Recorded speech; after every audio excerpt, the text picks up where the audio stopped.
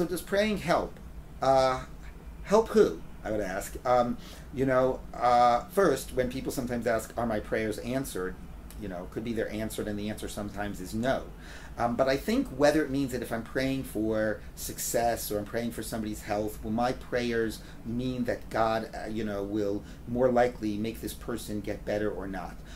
So I would like to believe that the answer is yes. I think that there are different understandings of the degree to which God is involved in this world, and for some, definitely, there would be no sense in prayer if it were not that God would sometimes, based on the sincerity of the prayer or the circumstances, giving enough space for human free will and not making miracles happen, but if there has to be some space for God to act, or else why do we pray?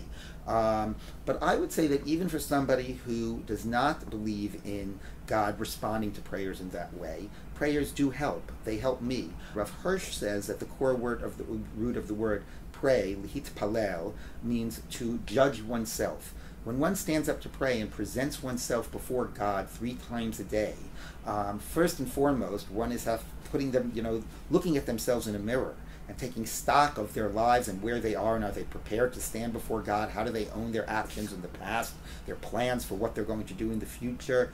And the more that we strive for connection and pray and speak to God, then the more God is actually a present part in our lives, and the more we see God in our lives in ways that we would not have seen God would we not been praying. So I do very much believe that prayer profoundly changes the way God is present in our lives, just not necessarily always the way people believe that it does.